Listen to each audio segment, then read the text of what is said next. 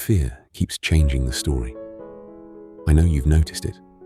A small concern enters your mind, a moment of uncertainty, and before long, fear has turned it into an entire disaster. Fear is a storyteller, but it rarely tells the truth. It takes a possibility and presents it as certainty. It takes a delay and calls it failure. It takes a closed door and calls it the end.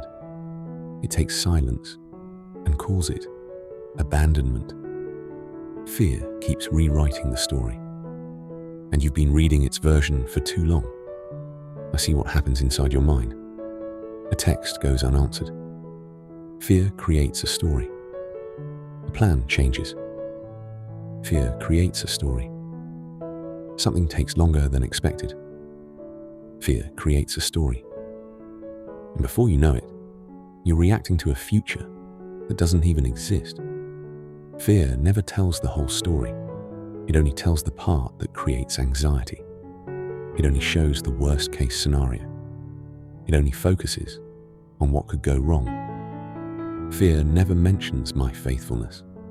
It never tells you about the doors I'm opening while other doors remain closed. It never tells you about the blessings being prepared behind the scenes. That's why you must be careful which story you believe, because the story you believe affects the life you live. If you believe fear's story, you'll live anxious. If you believe fear's story, you'll expect defeat. If you believe fear's story, you'll miss the evidence of my presence. Think about your past. How many times did fear convince you something terrible was about to happen? How many nights did you lose sleep over possibilities that never became reality? How many times did fear predict an ending that never arrived?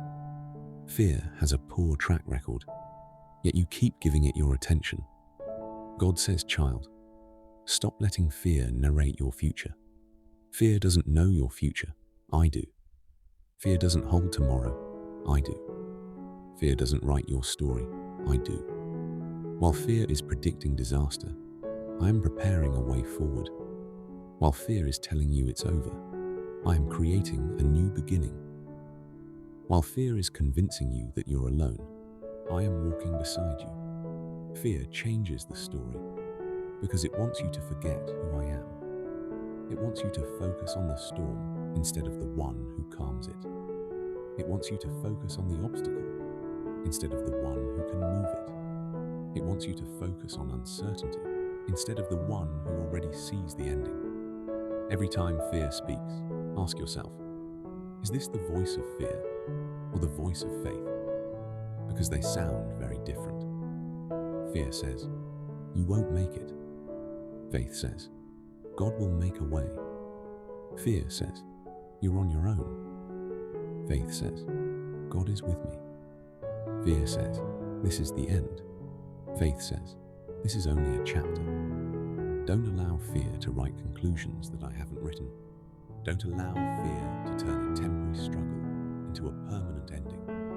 Don't allow fear to convince you that today's challenge defines tomorrow's outcome. There is more to the story, more than what fear is showing you, more than what anxiety is predicting, more than what doubt is whispering.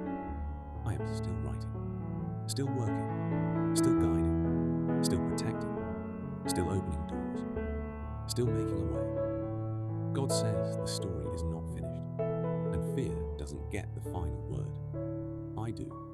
So stop listening to fear's version and start trusting mine.